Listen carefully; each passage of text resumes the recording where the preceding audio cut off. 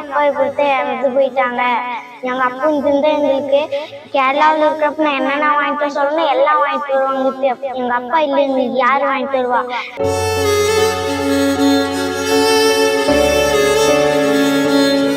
ಮನೆಯ ಯಜಮಾನನನ್ನು ಕಳೆದುಕೊಂಡ ಕುಟುಂಬ, ತೀರಿಸಲಾಗದ ಸಾಲದ ಹೊರೆ, ಮುಂದಿನ ಬದುಕಿನ ಬಗ್ಗೆ ಆತಂಕ.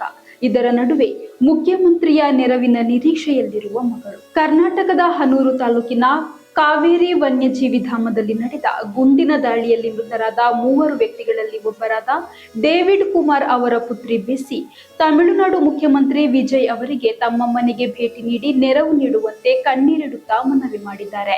ಆಗಸ್ಟ್ 15ರಂದು ನಡೆದ ಈ ಗುಂಡಿನ ದಾಳಿಯಲ್ಲಿ ಡೇವಿಡ್ ಕುಮಾರ್ ಸೇರಿದಂತೆ 3 ವ್ಯಕ್ತಿಗಳು ಮೃತಪಟ್ಟಿದ್ರು. ಈ ಘಟನೆಯು ತಮಿಳುನಾಡು ಹಾಗೂ ಕರ್ನಾಟಕ ರಾಜಕಾರಣದಲ್ಲಿ ತೀವ್ರ ಸಂಚಲನ ಮೂಡಿಸಿದ್ದು, ಮೃತರ ಕುಟುಂಬದ ಆರ್ಥಿಕ ಸಂಕಷ್ಟದ ಕುರಿತಾದ ವಿಡಿಯೋ ಸಾಮಾಜಿಕ ಜಾಲತಾಣಗಳಲ್ಲಿ ವೈರಲ್ ಆಗಿದೆ. நாங்க ரொம்ப கஷ்டத்துல இருக்கிறோம், எங்களை யாருமே வந்து பார்க்க மாட்டாங்க, நீங்களாச்சும் வந்து பாருங்க விஜய் மாமா. ತಂದೆಯ ಮರಣದ ಬಳಿಕ ಕುಟುಂಬವು ತೀವ್ರ ಆರ್ಥಿಕ ಸಂಕಷ್ಟಕ್ಕೆ ಸಿಲುಕಿದೆ ಎಂದು ಬೆಸ್ಸಿ ಆಳವಾದ ನೋವು ತೋಡಿಕೊಂಡಿದ್ದಾರೆ. ನಮ್ಮ ತಂದೆ ಮಾಡಿರುವ ಸಾಲಗಳು ಸಾಕಷ್ಟಿವೆ. ತಂದೆ ಇಲ್ಲದೆ ನಾವು ಈ ಸಾಲಗಳನ್ನು ಹೇಗೆ ತೀರಿಸಬೇಕು ಮತ್ತು ಬದುಕು ಸಾಗಿಸಬೇಕು ಎಂಬುದೇ ತಿಳಿತಾ ಇಲ್ಲ ಎಂದು ಅವರು ಕಣ್ಣೀರಿಟ್ಟಿದ್ದಾರೆ. ತಮಿಳುನಾಡು ಮುಖ್ಯಮಂತ್ರಿ ವಿಜಯ್ ಅವರನ್ನು ವಿಜಯ್ ಮಾಮಾ ಎಂದು ಕರೆದಿರುವ ಬೆಸ್ಸಿ ತಮ್ಮ ಸ್ವಗ್ರಾಮಕ್ಕೆ ಬಂದು ಕುಟುಂಬವನ್ನು ಭೇಟಿಯಾಗುವಂತೆ ಕೋರಿದ್ದಾರೆ.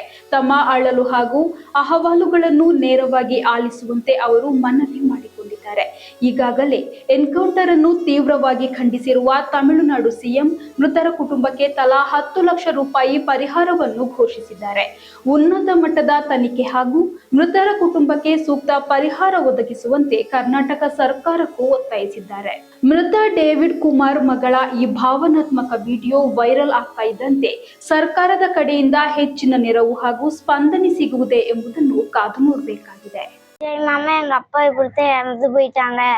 எங்க அப்பா இங்கிருந்தா எங்களுக்கு கேரளாவில் இருக்கிறப்ப நான் என்னென்ன வாங்கிட்டு வர சொல்லணும் எல்லாம் வாங்கிட்டு வருவாங்க. இப்ப எங்க அப்பா இல்லை, எங்களுக்கு யாரு வாங்கிட்டு வருவா?